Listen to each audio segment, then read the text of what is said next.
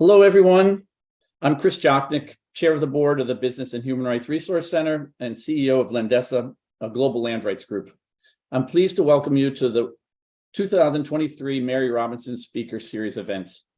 The Resource Center's Mary Robinson Speaker Series began in 2010 and has run every year since, bringing together experts from business, investment, government, and civil society to explore the most pressing business and human rights issues of the day. This year's event, Raising the Bar, Regulating to End Corporate Abuse, focuses on one such issue, namely the critical shift away from reliance on voluntary business initiatives towards mandatory ones. This shift represents a watershed in efforts to redirect markets away from driving inequality and environmental destruction towards action that could be, in the best case scenario, leading to shared prosperity, a halt to the climate crisis, and a level playing field for business and investors trying to do better. Today's event will dig into this shift and what it could mean for all stakeholders, business leaders, investors, communities, workers, and governments. Our discussion will begin with a keynote speech from Kalpona Akter, Executive Director of the Bangladesh Center for Worker Solidarity and President of Bangladesh Garment and Industrial Workers Federation. We will then move to a conversation among a range of expert speakers, followed by a Q&A session with the audience. I'd like to invite you to post any questions you have in the Q&A function throughout the keynote speech and panel discussion, and we'll curate the questions to put to the panel. We encourage you to direct your questions to particular speakers. We'd like to invite you to post on social media about the event using the hashtag BHR Speaker Series. Okay, with that out of the way, we're incredibly fortunate to be joined today by the chair and namesake of this event, who I have the privilege of introducing.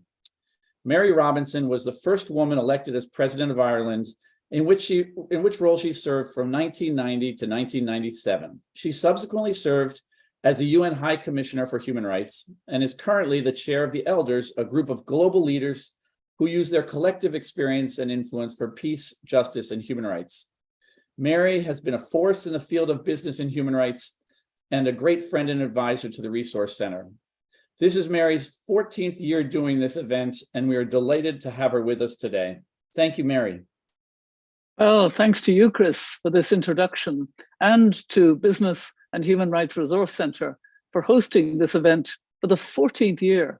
I find it hard to believe. I'll begin by posing a question. Is this a turning point for business and human rights? Are we finally reaching the moment when some powerful governments, North and South, are confident enough to introduce new regulations and incentives to direct business decisively to respect human rights and to address unsustainable inequality and climate breakdown in their operations and supply chains? This is the subject we'll grapple with in our annual discussion series today. There's no question that such a shift in business models could have profound benefits for workers, communities, and nations. A new social contract could be established through smart regulation and better incentives to transform the current destructive business model away from the singular focus on short-term returns to shareholders, to include the wider societal goals on which all our well-being and future depend. And it could have real benefits for business itself, particularly those companies interested in building long-term value and sustainable returns. Now, I'm no Pollyanna idealist, but I believe there are some genuine grounds for cautious hope. Today, we'll hear from our keynote speaker, Kalpona Akter, longtime labor activist, followed by a panel of esteemed leaders from civil society, business, and government. They'll reflect on the opportunities and challenges posed by the awakening, ranging from Europe to Latin America to Africa, to the value of requiring human rights to be located more centrally within corporate activity around the world. In the first instance, I'm excited to see the progress that the European Union is making to establish a corporate sustainability due diligence directive by the end of this year. If the outcome of this negotiation is strong, then it should transform the calculus of risk in European boardrooms to end the toleration of human rights and environmental harm in companies' operations and supply chains. This would catalyze a positive transformation of the European business model, as Didier Reynders, the Justice Commissioner, intended. Most importantly, it would mean real change for the workers in and the communities affected by the lengthy supply chains of some of the world's largest companies headquartered there. We're all watching progress on this critical EU initiative, which we will also hear more about today from Geneviève. But there are other regulatory and policy shifts around the world that seek to mandate better from business, including important leadership from within the global south.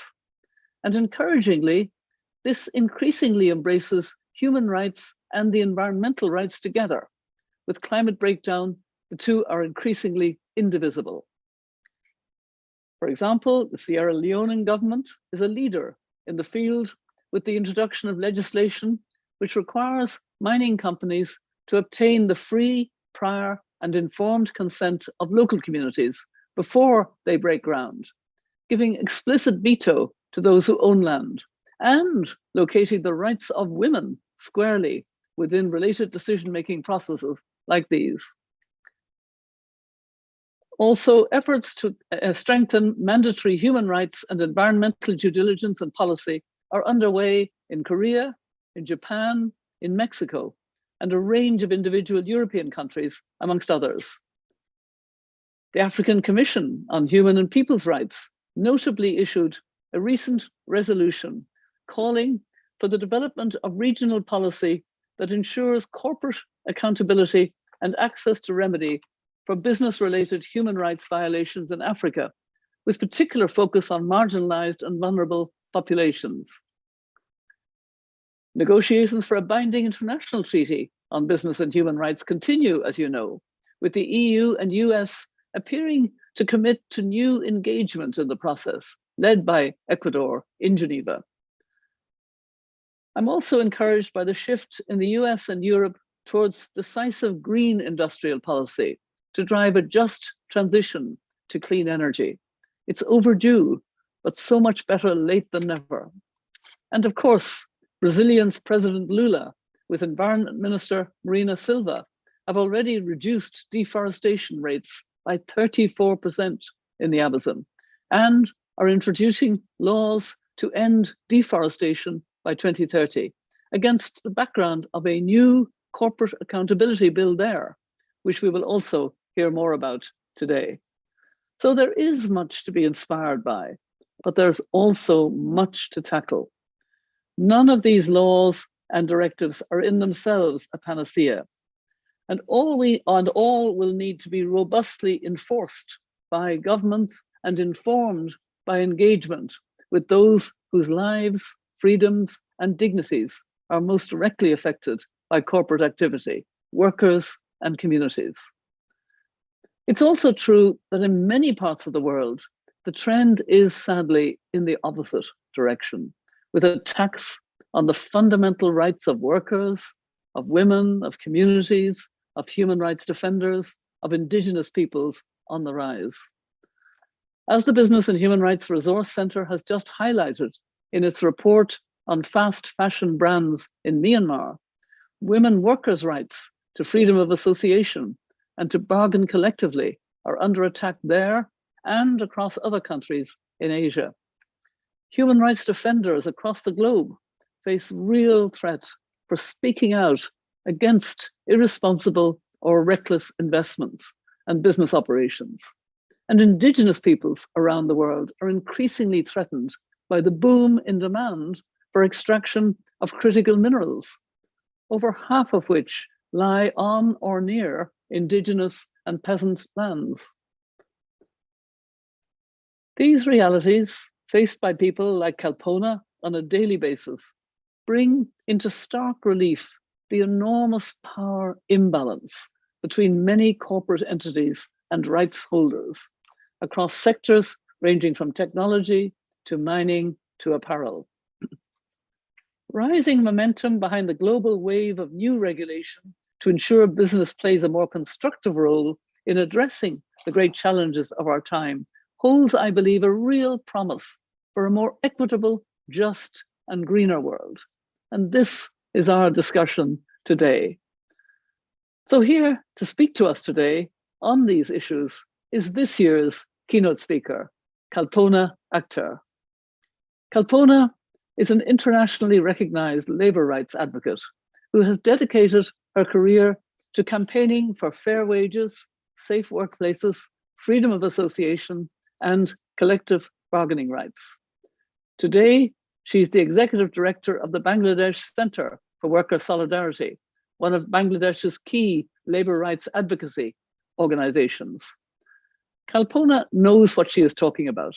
She's a former child garment worker who became union president in her shop floor at the age of 16 and was blacklisted by the industry for challenging the status quo and advocating for better protections and conditions for workers.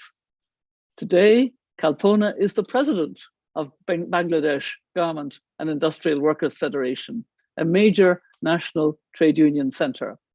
We're delighted to have her with us today to share her experience as a worker and as an activist, bringing her perspective as a labor leader, working on a range of critical issues, from local disputes to national binding agreements like the Bangladesh Accord in response to the Rana Plaza factory collapse 10 years ago, to national legislation, to the use of international law. As we consider these vital shifts towards better business regulation and incentives, it's essential that we hear directly from, and indeed are guided by, frontline leaders like Kalpona. We need the wisdom and insight from those representing workers and communities within the complex global supply chains that put the clothes in our wardrobes, the food in our cupboards, and the phones in our pockets. Kalpona has devoted her life to just this purpose. Please join me in welcoming Kalpona. Over to you. Thank you so much, Mary. It is really a privilege to get introduced by you, who have a legacy in her life. Thank you so much who are been joining. So before I state my keynote present, I really wanted to give a context of the workers, especially ready-made garment sector here in Bangladesh, whom I work with every day. It is our second largest apparel producing country, the Bangladesh. Yeah, it is second largest. We have over 4 million workers are working in this industry, who a vast majority, like 60% of them are young female workers. Those are toiling their life and producing clothes for Western countries. These workers are not in a good shape. They're toiling their life with long shifting hours and exorbitant wages. We are struggling with minimum wage, which is 8,000 taka now, equivalent to $90, and it is for a month. In last 5 years, with a 5% mandatory increment, it became $95 to $100 a month. And it's not one person full month cost, let alone if she has 2 children at home. It is often workers get intimidated when they try to change this working shift or like these low wages. It is very common to get trade and beaten for civil choice. And the things I'm describing, it is not only the situation in my country, it is situation of all production countries. And we really need to make that change. And this is why we are here to talk about the due diligence today, a shift that Mary was talking about. So my experience, the historical harm that has been created, lack of robust human rights due diligence by corporation, and why the regulation is the necessary step, next step from the voluntary corporate initiative of the last decade that we have been facing. Historically, the lack of respect of human rights and labor rights by the corporation has resulted in significant harm, particularly from the perspectives of production countries like one of us. This lack of robust due diligence has often led to various forms of exploitation, environmental degradation, and social injustice. Here are some of the key examples of the harm caused and why regulation is necessary to address these issues. The first, exploitation of labor. Many multinational corporations have operated in production countries with lax labor standards and weak enforcement mechanism. In my word, I always say, none of them came here to do charity. They came here because there is a lax regulation, and they can pay less to our workers. So this has allowed them to exploit cheap labor, subjecting workers to substandard working conditions, long hours, low wages, and even child labor in many cases. Without adequate human rights and due diligence and accountability, these practices often go unchecked. Second, the environmental degradation. Corporations seeking to maximum profits have frequently engaged in environmentally harmful practices in production countries, pretty much like in every production countries. This includes deforestation, pollution of air and water, and unsustainable resources extraction. The absence of comprehensive due diligence measures has allowed these activities to continue, leading to irreparable damage to the ecosystem and communities. Third, the important, of course, human rights abuses. In some cases, corporations have been directly complicit in human rights abuses, such as supporting authoritarian regimes or hiring private security forces that commit violence against local communities. The absence of stringent due diligence mechanism has allowed such abuses to occur with impunity. Inadequate remedy for affected communities. When harm does occurs in the production countries, often lack of legal framework or the resources to provide effective remedies to affected communities, the corporations may escape accountability, leaving victims without access to justice and reparations. The voluntary corporate initiatives of last decade, such as corporate social responsibility programs and industry-specific code of conduct, have fallen short of adequately addressing these issues. While some corporations have made genuine effort to improve their practices, many others have used this initiative as a mere public relation tools, engaging in greenwashing or ethical washing without substantial changes in their operations. The regulation could offer the solution of these issues in the range of ways. One can be consistency of the accountability. The regulations provide as a standardized framework that ensure all corporations operating in production countries adhere to the minimum set of human rights and environmental standards.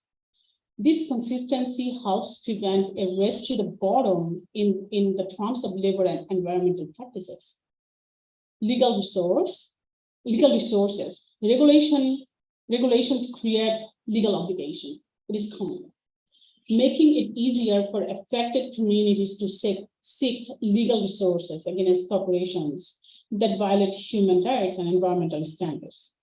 These enhance accountability and ensure that victims have a path to justice. It's very important to have a level playing field. Regulations ensure that responsible companies are not at a competitive disadvantage compared to those that cut corners. When all companies are held to the same standards, it levels the playing field and encourages responsible business practices. prevention of harms. The regulation requires corporations to proactively assess and mitigate the risk related to the human rights and environment. This can help prevent harm from occurring in the first place, rather than simply creating the incidents after that happened. Like, for example, 10 years ago, Rana Plaza happened in Bangladesh. The workers saw the crack in the building. They denied to go inside the factory, but they have been pushed, slapped, or threatened that their wages will be cut if they don't work. And what happened then? The workers was forced to start their work, and then workers, just a few minutes later, 30 minutes later, that a 90-story building has collapsed with over 5,000 workers, where it left over 1,000 workers dead. The workers was fighting, constantly getting out from that rubble, and it's left over 2,000 workers lifetime injured. And then, after this global outcry, we got a code on Bangladesh fire and building safety, which is named an international code now. And that has been ensured that there will be, workplace accident, but there is no point to workers to die. And if we would have this, regulation before, or this agreement before, we would be not seeing these workers dying in hundreds in those factories. In conclusion, the historical harm caused by the lack of respect of human rights, lack of robust human rights due diligence by corporations in production countries underscores the urgent need of regulatory measures.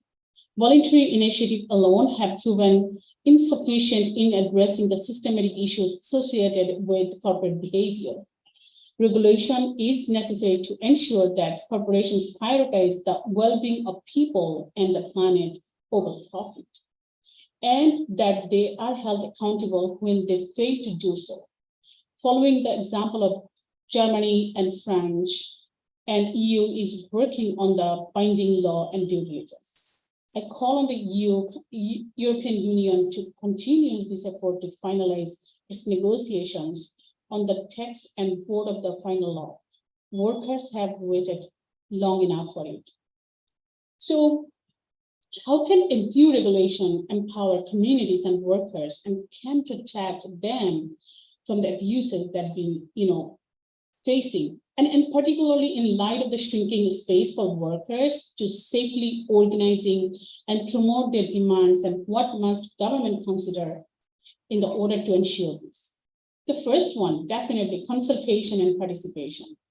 In the development of new legal frameworks, government should engage in meaningful consultation with the diverse range of stakeholders, including trade union representatives, civil society organizations, affected communities, and the private sector. Involving these stakeholders helps ensure that the regulations are well-informed and responsive to the needs and concerns of those impacted. But what does this mean in reality? It enhances transparency. Regulation can require corporations to provide greater transparency regarding their operations, supply chain, and environmental and social impacts. This transparency empowers workers and communities by providing them with information about the practices of the corporations operating in their areas. It enables them to better understanding the potential risk and to advocate for their rights and interests. Strengthening due diligence. Regulation can mandate comprehensive human rights and environmental due diligence processes for corporations. These processes would require companies to assess, prevent, mitigate, and remedy potential harms to the workers and communities across their whole value chain on the direct and indirect business partners of a company. By holding corporations accountable for their due diligence efforts, regulation can help prevent abuses and provide a legal basis for action when harm occurs. Importantly, due diligence should ensure an acknowledgement of the interconnectedness of risks. recognizing the interconnectedness of labor rights, human rights, environmental protection, and social justice. Regulations should address not only labor rights, but also the broader social and environmental impacts of corporate activities. However, these benefits of due diligence can only be made real if they allow for the engagement of right holders as a meaningful stakeholders and key dialogue partner in the due diligence process. It is seen that we workers always being left out from a framework discussion. That should not be happening anymore. The workers' protection. New regulations should encourage the strengthening of labor laws and protections along the value chain in order to minimize human rights risk, ensure that workers have the right to safe and fair working conditions, collective bargaining, and freedom of association. This is crucial in the context of shrinking space for workers organizing, as it reaffirms the importance of worker rights and can deter abusive practices by employers. When conducting due diligence, a key risk that should be assessed in whether there is an enable environment for freedom of association, workers organizing, and collective bargaining, and where these rights is being threatened. Freedom of association allows workers to themselves call for and be agents in the development of safer working conditions and decent livelihoods. These rights are threatened the world over, including many sourcing countries, and the directive needs to include that companies are compelled to mitigate for these both as an end goal. In general, the rights to the organize and collectively bargain, and through the process of due diligence itself through meaningful stakeholder engagement and participatory due diligence. The importance of engagement between companies and workers instead of resilience on social auditing firm and industry initiatives. Too many companies in the garment industry still rely on the flawed social audits to carry out their human rights due diligence and ensure respect for human rights. But these tools are not fit for purpose and are unable to unveil the violations faced by the workers. Social auditing failed workers of Rana Plaza, as I described. It failed workers of Ali Enterprise, and it recently failed my colleague Shahidul Islam. To bring an impact and a change of how the business is done, new regulation must not rely on auditing firms and industry initiatives, and must instead encourage stakeholder engagement, in particular involvement of trade unions and workers. Whistleblower protection, it is very important. Regulations can include provisions to protect whistleblowers who expose corporate wrongdoing. This is essential for workers who may fear retaliation for reporting abuses within their workplaces. Whistleblower protection can encourage individuals to come forward and expose violation. In Bangladesh and in the world, the trade unionist is not safe, not even the workers when they organizing. It is very common workers get threatened, beaten, falsely charged when they join with union. In 2010, I was arrested with my 2 co-workers and was in prison for a month while facing those charges 4 more years. And the reason was supporting workers' voices to increase minimum wage and supporting workers and organizing them to join union. I lost 2 of my co-workers, those who was strong union advocates. 11 years ago, my co-worker Aminul Islam was abducted and he was beaten to death. And we are still waiting for his justice. Just 3 months ago, one of my co-worker named Shahidul Islam, who was helping workers to getting their outstanding wages and discuss with factory management, when he was just outside, he has been beaten to death. And again, we are still working, waiting for justice for his murder. So the situation is dire. So it is important to us to have access to remedies. Regulation can establish mechanism for affected communities and workers to seek remedies and compensation when their rights are violated or when they suffer harm due to corporate activities. This should include creating special tribunals or 100-person offices that provide accessible and affordable venues for workers for redress. Capacity building is one of the important things that need to be really considered.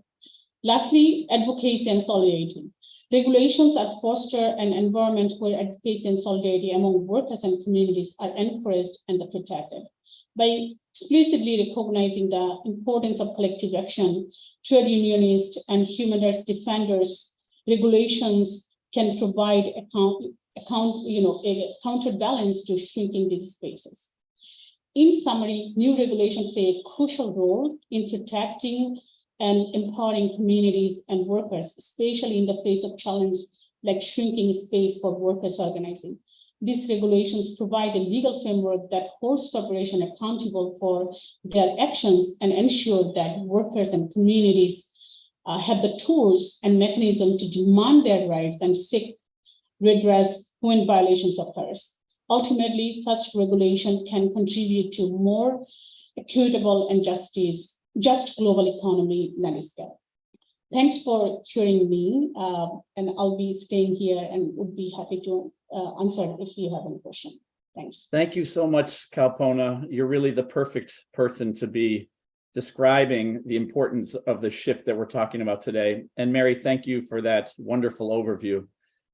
We're now very fortunate to be joined by Geneviève Tuts, Head of Cabinet of Commissioner Didier Reynders at the European Commission. Geneviève will provide reflections on the status of the EU Corporate Sustainability and Due Diligence Directive. She will open our panel discussion and then, unfortunately, we'll have to depart for another engagement. Welcome, Geneviève. Thank you very much, Chris, and good afternoon, everyone. It's a pleasure to be with you this afternoon. Many thanks for the invitation to open this panel on this important topic on the Corporate Sustainability Due Diligence Directive. So I will try to give you some insight into the progress of the legislative process, the negotiation that are taking part now between the Council and the Parliament. Allow me maybe to have two preliminary remarks. The first one is, of course, that my intervention will be very cautious because we have to respect the legislative process and the discussion between the co-legislator. And the second point, of course, I'm intervening today in my personal capacity and not committing my institution. So as you know, the CSDDD, as we say, or the Corporate Sustainability Due Diligence Directive, is an instrument of company law that we have adopted in the Commission on the 22nd of February last year. This is a comprehensive instrument. We try to set up a framework to achieve the objective of advancing green transition and protecting human rights in Europe and beyond. So you know well the tool, the instrument. I will not describe it again. As we know, many companies have already recognized that sustainability makes business sense, and a lot of them have already applying due diligence to their value chains on a voluntary basis. And as we know, some member states and some countries in the world have also some legislation or are debating on possible legislation. But voluntary action is not enough. We know that, and we heard about it a few minutes ago. And we need to ensure a substantial impact on the economy and society. That's the reason why the Commission made a proposal, a mandatory model at EU level. So the proposed legislation will apply to large companies in all sectors. This will represent more than half of the Union GDP. So just maybe a few words to recall the approach chosen by the Commission in this proposal. First of all, This approach will require the companies to address their adverse impacts on human rights and environment identified in their own operation, but their subsidiaries and their value chains. Second, the approach will require the directors to implement and supervise the due diligence obligation, including by integrating it into the corporate strategy. So this due diligence duty is aligned, of course, with internationally recognized human rights and labor standards, and we have taken a risk-based approach.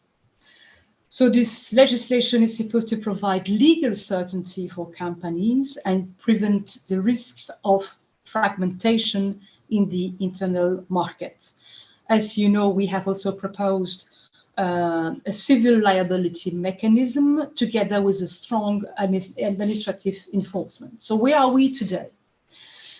As you know, the Council adopted its general approach in December last year, and the European Parliament has adopted its position in June. So they were ready to start the so-called trilogue negotiation process, and these trilogues started already in June.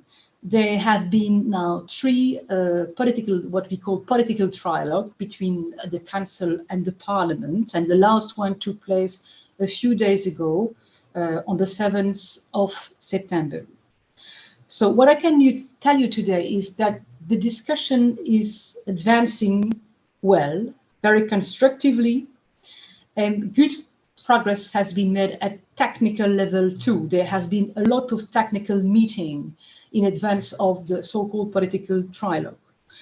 It's clear that the objective of the co-legislator is to close as soon as possible, if possible, before the end of the Spanish presidency, if not, at least before the end of this mandate. This is a high priority for my commissioner.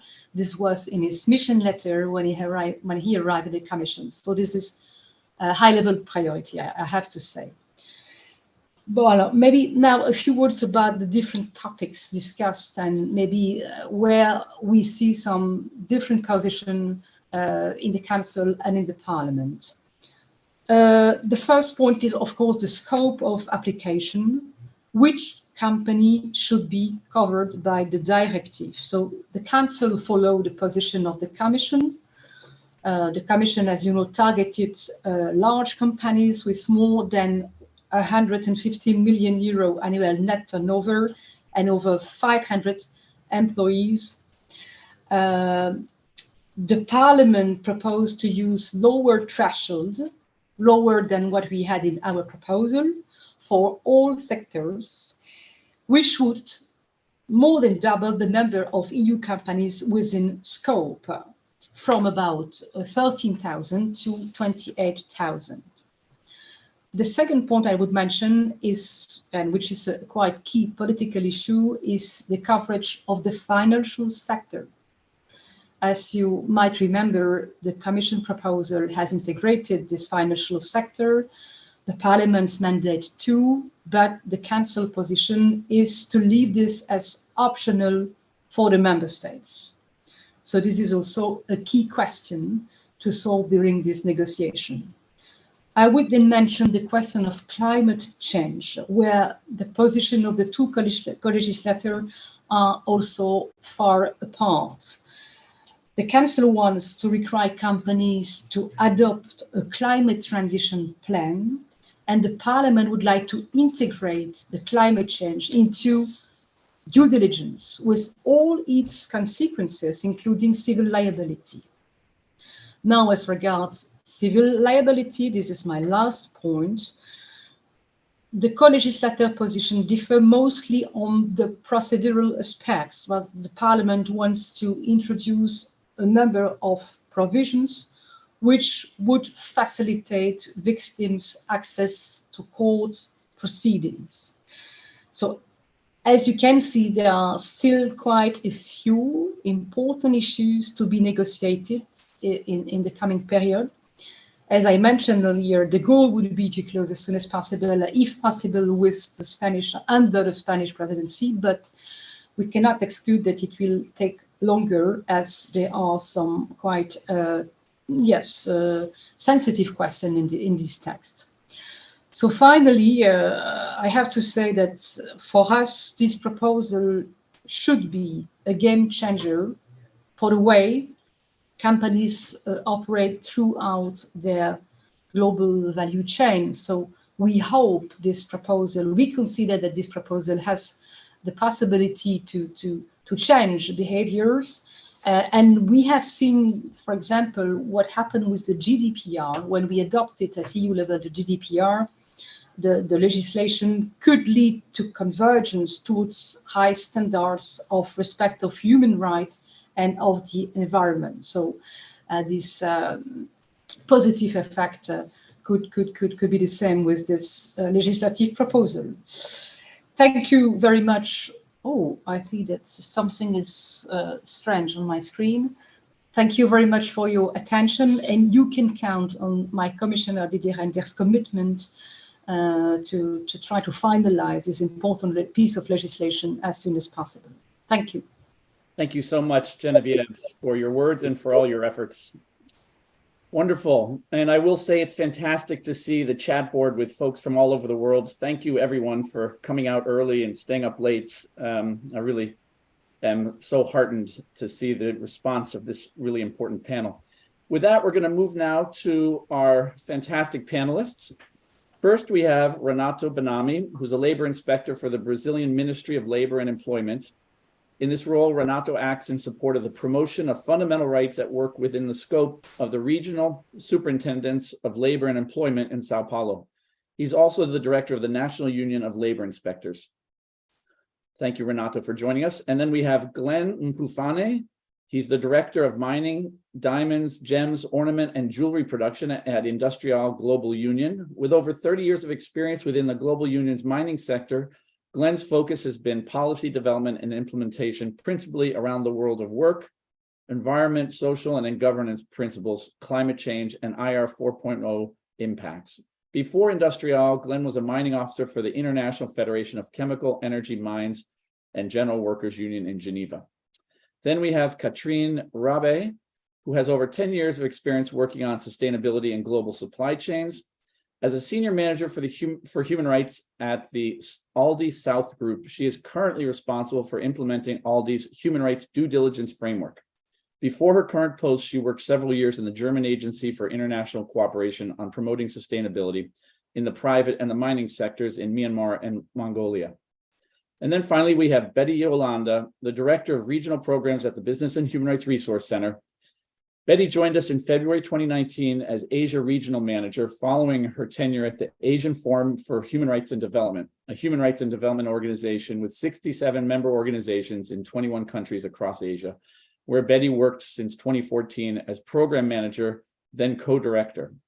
Betty led Forum Asia's work on freedoms of expression, assembly, association, as well as civil society engagement with the UN human rights mechanisms. Thank you so much to all our panelists. At the conclusion of the panel, Business and Human Rights Resource Center board member Heather Grady will also join us to facilitate the Q&A session with our audience. Heather is a vice president in the San Francisco team of Rockefeller Philanthropy Advisors and leads the practice area of environment and climate change. She also leads the Shifting Systems Initiative, encouraging systems approaches in philanthropy. So with that, please remember everyone to put your questions into the Q&A box as the discussion unfolds. And if you want to direct them to specific panelists, please make that clear. Let me kick off with a question to Katrine. Katrine, we've just heard about the EU Corporate Sustainability Due Diligence Directive, one among a wave of new human rights due diligence regulations and policies sweeping the globe, which have the potential to fundamentally shift the way businesses approach their human rights responsibilities across their full value chains.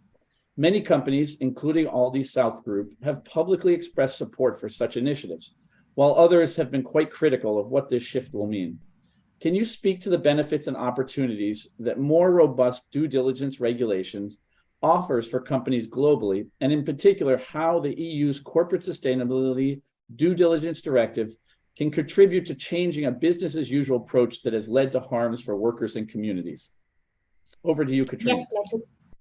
Yes, glad to do so, and thanks a lot for the opportunity to participate today. ID South believes that the introduction of a due diligence regulation is an important building block for the realization of human rights along the international value chains. It is a great opportunity to bring clarity and certainty, to ensure a people focus, to create a level playing field, and to increase leverage for businesses. Let me elaborate a bit more by what I mean by that. First of all, people need to be put at the core of the risk management of companies. And we are convinced that legislations can support this change.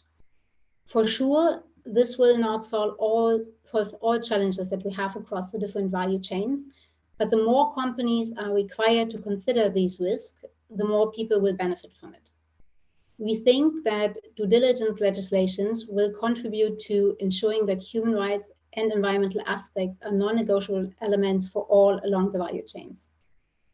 Due diligence legislations help to create a level playing field that creates a fair and enabling environment in which the same rules are applicable to businesses. To achieve a level playing field, the ideal framework will regulate all companies under a global framework. The current work on the UN Treaty on Business and Human Rights presents an opportunity for such harmonization at the international level. While the work is in progress, however, there's still a long journey to go. Therefore, for the time being, we welcome the CSDDD as a regional framework, which establishes a common set of requirements. Importantly, the broad scope of the CSDDD provides for a level playing field beyond the EU borders, as it includes both EU companies and certain non-EU companies. At the regional and local level, the goal should be to, firstly, include as many companies as possible within the scope of legislations, taking into consideration that requirements ought to be responsive, for example, to the size of business. And secondly, to create legislations as harmonized as possible. The CSDDD is a unique opportunity to ensure consistency in legislation across the EU with well-established international standards like the UNGP and the USCD guidelines. Talking about leverage, a due diligence legislation like the CSDDD will contribute to increasing leverage for implementing more sustainable standards within value chains. Creating a level playing field with a common set of standards also establishes an environment for greater collaborations amongst the different actors. And such collaborative approaches will help addressing systemic issues involving improving the realization of human rights along the value chains. On that note, I would like to turn to Glen. Given your long experiences in the labor rights movement and given the global momentum around regulation seeking to center human rights in corporate activity, are there essential elements within these proposed regulations that must be included if these initiatives are to meaningfully include workers and their representatives? So how can workers be partners in these new due diligence mechanisms? Thank you very much, Catherine, for the question.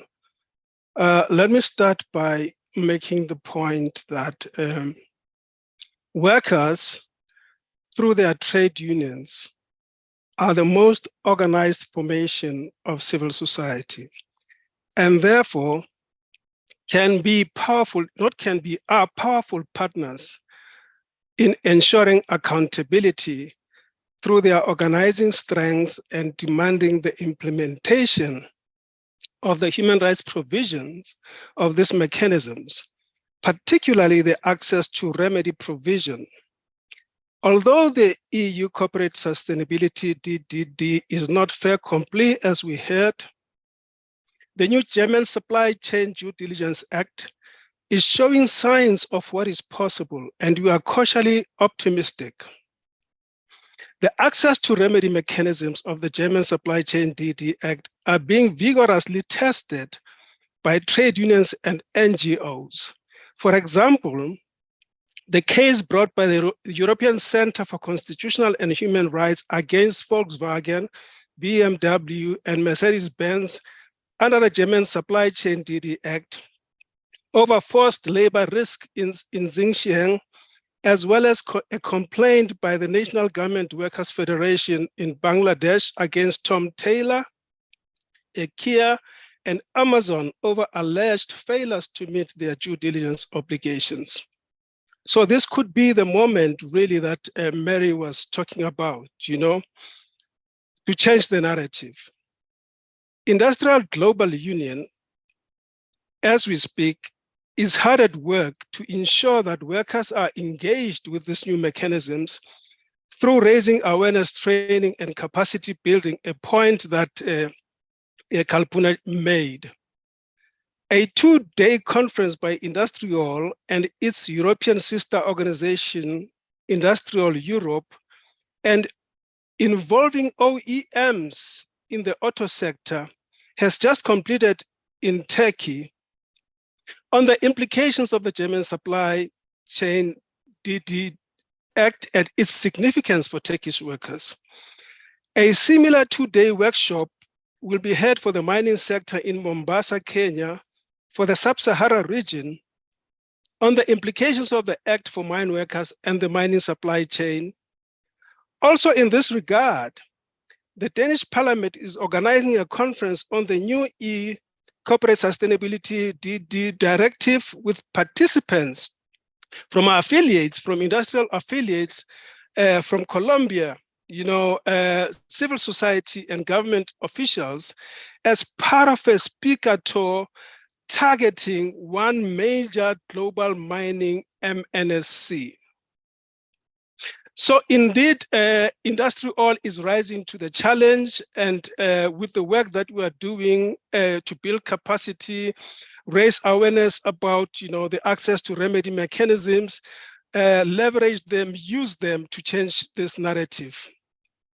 And with that intervention, I will then ask a question of my colleague from the labor movement. I'd like to ask Renato for his views on a question. Renato, as a senior labor inspector in Brazil, you've seen both strong and poor examples of corporate engagement with workers and respect for their rights. You have a long history of working in the space of corporate accountability, especially regarding efforts to combat urban slave labor, while remaining alert to rights abuses in sectors including mining, agriculture, and livestock, and against indigenous peoples and migrants in Latin America. As we've heard, we're now seeing a stronger push for corporate accountability from workers and other parts of civil society in Brazil, Colombia, Argentina, Mexico, and others. Can you tell us what are some of the lessons that are emerging from the Brazilian context regarding worker and community-led efforts for improved corporate accountability? Well, thank you, Glen. First of all, I'd like to say thank you to all the Business and Human Rights Resource Center fellows for organizing this very important discussion today. It's a true honor to be part of these discussions today. Going to the answer, Glen. Well, I work as a labor inspector since 1996, and ever since, unfortunately, I've seen more poor than strong examples of corporate engagement with workers. That's basically why legislation to protect work is essential to foster sustainable development. As in many countries, in the last 40 to 50 years, Brazil has experienced the deep and robust movement towards a complete production fragmentation, which in the case of Brazil was much aggravated by the fact that the informal economy accounts for up to 50% of the labor market. It's not hard to understand the challenge to promote decent work in a country like Brazil. That implies a deep deficit of decent work in the Brazilian labor market, serious violations of fundamental rights at work, as well as loss of productivity and a huge waste of assets. What we all would agree is that is simply unacceptable, especially in current days when we all are looking for sustainable, constructive and fair labor practices everywhere.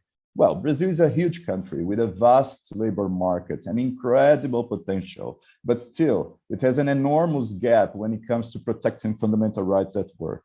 Besides, it's a true challenge to keep big companies accountable for that, for a couple of factors. Initially, legislation is still weak on fostering more responsibility to big companies laid within supply chain schemes. In 2017, for instance, legislation suffered a deep reform that ended up undermining unions' ability to represent workers adequately. Then there's a culture, especially in the corporate context, to only look after profits, regardless of the impacts of it. Civil society, as well as the union movement, are the key actors that are pushing for more corporate accountability. Labor public institutions also advocate for it, but unfortunately, they emerged very weakened from the 2017 labor market reform. The government urges for economic growth and has announced a $350 billion growth acceleration plan aimed at building infrastructure projects elsewhere. That certainly will generate many work opportunities, as well as challenges to foster decent work in this context. Whether this government is going to succeed in its task to improve labor conditions or is just going to lose this political opportunity again is the greatest bet in current days. For now, it only indicated that it's going to strengthen unions and collective bargaining, not labor legislation itself. It's still too little for a government that is placing itself as the beacon of sustainability. Full corporate accountability is the answer for better workplaces. Turning to Betty now, I have a question for her on the Resource Center perspective. Hi, Betty. The Resource Center has undertaken significant work in the value of mandatory corporate due diligence for workers, activists, and communities across a number of sectors and issues, from tech to human rights defenders to garment workers in the Global South. What have been some of the key findings about the need for strong rights-centered regulation? Thank you, Renato. So as you mentioned, we have indeed emphasized the importance of mandatory human rights and environmental due diligence for two main reasons. So the first one is we see mandatory human rights and environmental due diligence has the potential to safeguard the rights of marginalized communities, global supply chains workers, human rights and environmental defenders, as well as other vulnerable groups. And then the second one is because we also find that one of the most common pitfall in due diligence processes is really the lack of safe and meaningful stakeholders engagement. And mandatory human rights and environmental due diligence has the potential to address this lack of safe and meaningful engagement by mandating this engagement as part of the due diligence process. A key component of the initiative that we have in terms of advocating for mandatory human rights and environmental due diligence is really to gather and amplify the perspectives of these groups regarding mandatory due diligence with a specific focus on the CSDDD. And also to ensure that these perspectives are taken into account in the negotiation process. This is actually built on the understanding that those the legislation seeks to protect have the most profound insights on how those protections can be effectively implemented. So when we engage with workers, unions, communities, and defenders, spanning from Asia to Africa, their initial feedback highlighted that voluntary measures, as other panelists have emphasized, have largely been unsuccessful, including in yielding benefits for workers, in protecting human rights defenders, as well as in recognizing the crucial position workers, union, communities, as well as defenders hold as stakeholders. Failure to recognize their role as key stakeholder groups to be consulted and engaged can really undermine the due diligence process effectiveness. And I just wanted to also touch on the specific issue on human rights defenders.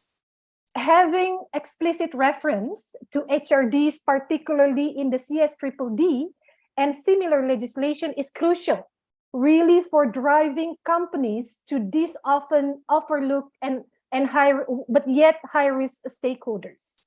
This is particularly important because our analysis of the database of attacks against human rights defenders found that at least 1 in 3 attacks recorded against HRDs were linked to the lack of meaningful participation, the lack of access to information and consultation, or even failure to secure free, prior, informed consent from indigenous communities. One last point that I would like to make is really in relations to the tech sector, because Geneviève mentioned about still the negotiations around the sectors to be included in the directive, but we consider tech sector, which presents its own high-risk challenges, needs to be included in the list of the high-impact sector, because we see technology can enable freedom and also innovations, but at the same time, it can also foster hate speech, privacy invasion, freedom of expression, suppressions, etc. And due diligence legislation, like the CSDDD, can be a powerful tool for combating these harms if it confirms that the tech sector is considered as a high-impact sector, and also if the scope of the company's due diligence duty to cover the risks and harms are across the full value chain. So I'll stop here from now. So over to you, Renato. Thank you, Betty. Thank you, Betty. Well, while I have the floor, let me go to another question to Glen. Hi, Glen. How are you? One of the greatest challenges of our time is the need for a global green, clean energy transition that is fast but also fair. This means, at a minimum, a transition centered around robust human rights due diligence and protections, fair negotiations with workers and communities, and shared prosperity with those workers and affected communities. This will require a different approach from the historical extractive model by businesses across the global renewable energy value chain.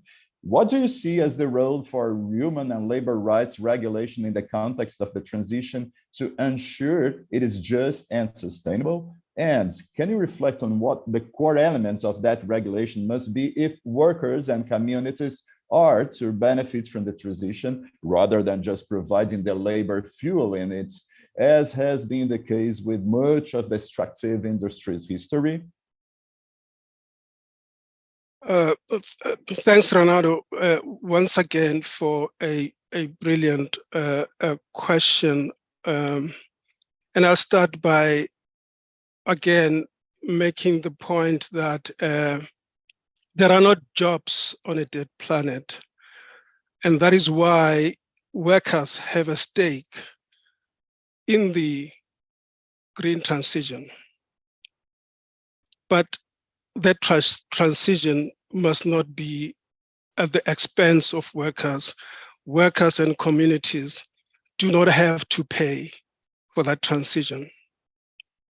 Having made the point, and in response to your question, the role for human and labor rights mandatory due diligence regulation in the context of the global clean energy transition is to ensure precisely that such regulation delivers a just transition for workers and community across the global supply chain, and not only in the mining space, across the supply chain, because the impacts are across the supply chain. Just transition must be seen within the context of business and human rights to ensure that the no harm due diligence duty of care prescript across the transition minerals and its supply chains. There is a real danger that the mineral intensity of the transition will result, and we have seen examples of that already, in a race to the bottom, where the human rights of workers and those of communities are sacrificed in the race to meet the demand for the transition minerals. That is the greatest anxiety that we as workers have. The challenge for human and labor rights regulation must be to ensure that we replace the race to the bottom that is synonymous with the impunity behavior of mining multinational companies. Replace that with the race to the top, particularly in the transition minerals resource countries that are in the global south, where the mandatory human rights due diligence legislation is not yet developed. This is an opportunity to radically change the impunity narrative, and labor is ready to do its part. The only sustainable energy transition is a just transition that can avoid the negative and disruptive impacts of the transition to workers and communities, such as ghost towns, when a coal mine just closes shop without labor and just transition social and labor plans. Unless workers and communities can benefit from the transition, the risk of labor and social unrest is guaranteed. Human and labor rights must be guaranteed through meaningful dialogue, as we've heard, in anticipation of the impacts, and this calls for a risk management mechanism or process in consultation and dialogue with trade unions to devise and implement a labor and community social plan. The role for human and labor rights regulation in the context of the transition can also, and mindful of what has been said about voluntary initiatives, there are voluntary initiatives and there are voluntary initiatives. And I want to make the point that in the context of the transition, such regulation can be enhanced through governments stepping up and adopting or referencing credible multi-stakeholder initiatives like the Initiatives for Responsible Mining and Assurance. And we've seen reference to that initiative both at the level of the EU and the US, which adopts a critical and robust approach in its standard chapters and is steeped in the true multi-stakeholder participation and governance. The core element of this legislation must be to ensure respect for the ILO's Fundamental Rights at Work conventions, including the OHS Fundamental Rights at Work, particularly for subcontractors. They're not informal, but they're treated as informal in the way that they are treated basically. They are deprived of their human rights in the mining industry. Subcontractors are the closest supply chain actors and are entitled to the protection and defense of their human rights. Having said that, I would like to dovetail back to Catherine. And Catherine, I have a question for you. There are a number of important factors necessary for due diligence to be effective, including that it should be risk-based, cover the role of responsible purchasing practices and long-term collaboration with suppliers, as well as underscoring the crucial importance of engaging with affected stakeholders. From your position, what should be the core content of the due diligence duty and its enforcement include? And how do you view the importance of business and investor leadership to promote human rights-centered operations and investment globally, and particularly from a due diligence perspective? Take us through, Catherine. Yeah, thanks a lot, Glenn. We're running a bit behind, so let me just focus on 3 issues. You mentioned the risk-based approach, and in the retail business, it is common for companies to have numerous long and complex value chains. I mean, if you have ever been in an Aldi store, you know that we are basically selling everything.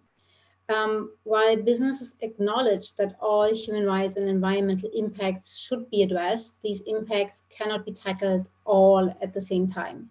Therefore, a practical due diligence duty should recognize this reality and be built upon a risk-based approach that requires businesses to prioritize actions to address their most salient risks, as established by the UNGPs and reinforced by the OECD guidelines. The next point I would like to mention is enforcement. To be people-focused, human rights and environment due diligence obligations need to be supported by an appropriate and proportionate set of enforcement rules, processes and mechanisms, including public enforcement and civil liability for severe human rights and environmental harms. Drawing on the UNGPs, we call for enforcement processes that consider the concept of prioritization and are proportionate to the company's level of involvement with the impacts. Last, I would like to talk about the importance of business and investor leadership. Irrespective of whether companies are conducting due diligence voluntarily or on a legal basis, they should seek to promote human rights centers' operations and investments globally to drive change and to be prepared for all the legislative developments. Because it is better to be in the driving seat for all the legislation that are yet to come. If you focus on the laws once they enter into force, you will always be a step behind. From a due diligence perspective, it is important to ensure that the due diligence process is integrated across the company, with top management driving these changes. Embedding the commitment throughout internal processes and across all relevant functions will ensure awareness and provides a common understanding, ensuring coherence between the approach to human rights and the procedures that govern the wider business activities. This common understanding can be developed by engaging from the start of the process with all relevant departments to clarify roles and responsibilities and to create buy-in. I'm currently organizing a training called Introduction to Human Rights and the Environment for our buying departments.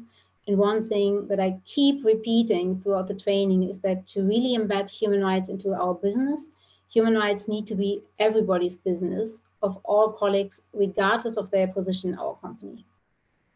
Additionally, a clear governance structure with clear decision-making processes within the company needs to be established. For example, our sustainability MD is reporting directly to our CEO, and we have an international sustainability committee with top management representation that signs off our sustainability work. This is all from my side. And now I would like to ask a question to Renato. Renato, we have spoken so far about the European Union's proposed legislation, the CSDDD, but the reality is that efforts to promote mandatory human rights due diligence are picking up around the world. The Brazilian government is currently considering a new bill on corporate accountability that includes a focus on this due diligence. Could you reflect on what the bill could mean for Brazilian workers and communities, as well as the importance of such regulation emerging in the global south and in locations like the EU, where many global corporations are headquartered? Well, thank you, Catherine. Well, the current composition of the Brazilian parliament is pretty much conservative in this legislature and potentially against the government in most issues. That implies a state of permanent negotiation between the executive and legislative branches and prioritization of matters that are subjected to the parliament. Human Rights Minister himself has just granted his personal support on the draft bill. Still, that doesn't mean immediate agreement to pass due diligence and corporate accountability legislation in the parliament. We'll keep an eye wide open on it. On another hand, the CSDDD is a true hope for corporate justice on fundamental rights at work, also in Brazil, basically for two reasons. First, Brazil is home of more than 5,000 European-based companies, between branches and subsidiaries. That employs a few million of workers, of Brazilian workers, who will be directly impacted by the new directive. EU is today Brazil's second largest trading partner behind the US, while Brazil itself accounts for up to 48% of total direct European investment in Latin America and the Caribbean region. The impacts of legislation that aims at providing due diligence throughout the supply chain of a company based in the EU is obvious. Second, because Brazil itself supplies many goods, mostly commodities, to the EU, and it will certainly be required to adapt to the new European legislation. The next years, therefore, are going to be a turning point in terms of corporate accountability, also for Brazil. And the earlier Brazilian markets and institutions adapt themselves to this new deal to soften the challenges and the changes are going to be perceived with the companies. We'll keep both eyes wide open on it too. Thank you.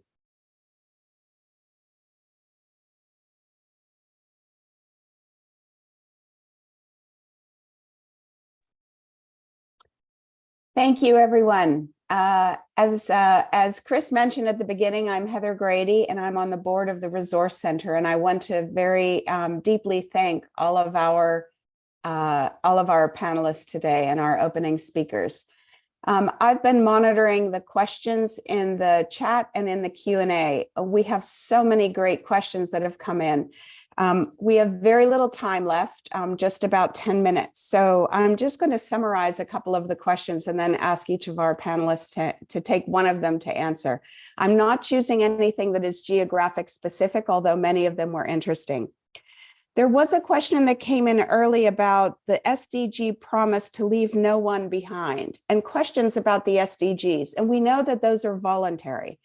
How do we use the power and interest in things like the Sustainable Development Goals to reinforce labor rights and workers' rights and legislation that has more teeth than voluntary standards? Is there a complementarity? My second question is, someone asked earlier, in some discourse and practice, there's a division between human rights and labor rights. Has that helped or hampered our efforts to strengthen the kind of rights we've been talking about today? And a third interesting question that came up was around, many of you have asked about the watering down of legislation. It's strong, it may be strong at the top of the supply chain, but it gets weaker as it goes down the supply chain to the actual origin of materials and so on. And so protecting Indigenous peoples and their communities, the workers who are working at the source. Similarly, consistent efforts to water down legislation. So how can those of us around the world support the enforcement at that level as consumers, as voters, as everyday activists in our communities? Kalpona, I want to ask you first if you have any thoughts on this.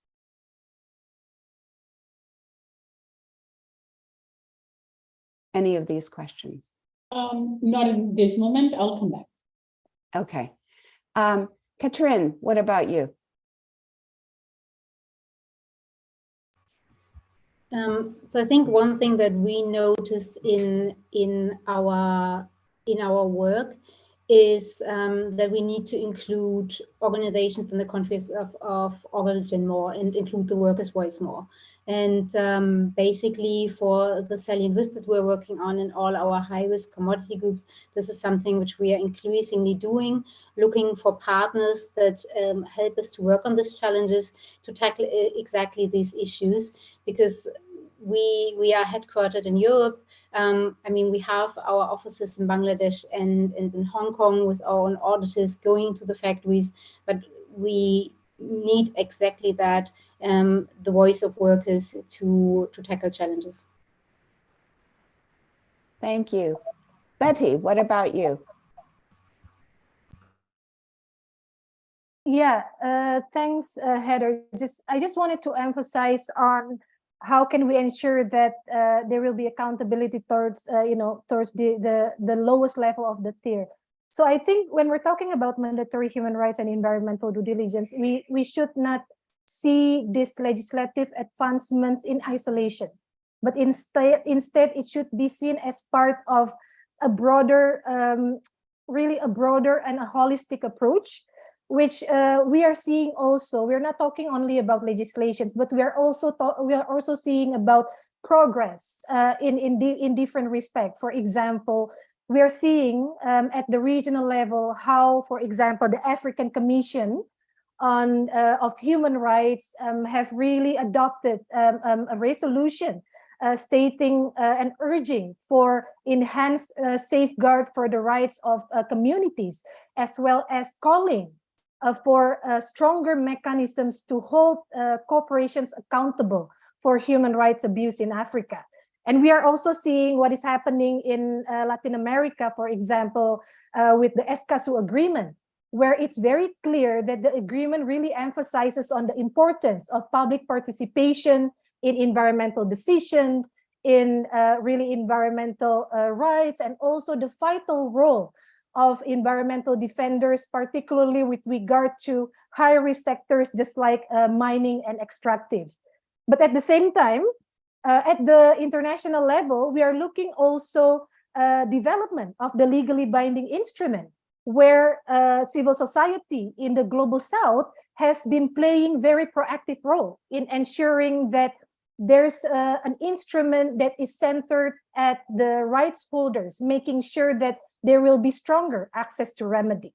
So we need to see the developments at the legislative level together with the development with regard to progressive course decisions or better business models, or even regional and international initiatives. Thank you, Betty. Glen, can I ask you the same questions, answering any of them? But also, Glen, there was a question early on about compensation for people who were affected during the apartheid era. What do we do about older harms? Thank you. Yeah, thank you very much. And I think I'll go with the latter question first. That I think the question is very important in the sense that, you know, we are dealing with legacy issues, as it were, similar to legacy issues around the tailings dam that surrounds Johannesburg and you know, out of the gold mines and so on, and the harm that is now, you know, the harm is not in the past tense, and you know, with regards to the compensation, I mean, the industry left to their own devices will never do the right thing. You know, it is through as we're having this conversation, it is through compulsion that, you know, business is pushed to act. So and in that regard, we've seen, you know, class action lawsuits, private prosecutions, as it were, simply because of the failure of companies.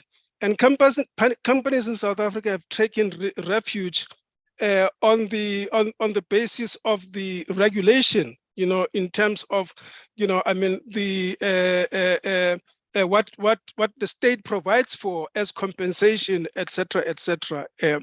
But to your question about what can be done, firstly, you need, I think, decisive legislation.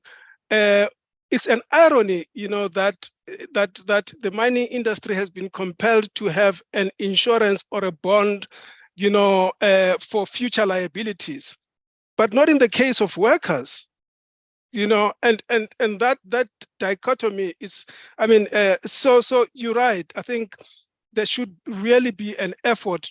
And you know, we've seen the Anglo-Americans of this world, you know, being sued, and after this, you know, and then wanting to negotiate a settlement, etc., etc. So it's a hard slog, it's a fight, and it's not going to be easy. Briefly, the other question around the division or, you know, discourse on ESG, and whether that division between, you know, trade unions, workers, and civil society, etc. It's unfortunate because that arises out of the conflation of trade unions, you know, with civil society. So if you look at the ESG, the S essentially speaks to civil society minus trade unions or minus workers. It's only now that, you know, labor issues are coming to the fore and are given a direct focus, you know, and it's a good development in that regard to try and resolve that dichotomy or division, which shouldn't exist in the first place. Thank you very much. It is indeed a long haul fight. Renato, any thoughts from you? Yeah, thank you. Well, those are very complex and vast questions. We will take a life to answer those questions. It's not easy.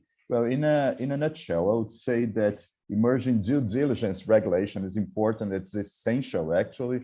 It can help firms, but it's not enough for itself. Due diligence fills an important gap in governance in supply chains, and it could be an important factor to prevent abuses and address violations, so it's more than welcome. Nevertheless, firms need to be more cooperative between each other if they truly want to be part of the big social rearrangement that is needed if we want to reach the 2030 UN agenda. That said, I would say that even with due diligence legislation, the risks are still there if firms don't address concentration, economic concentration, asymmetries between markets, poverty, and lack of productivity.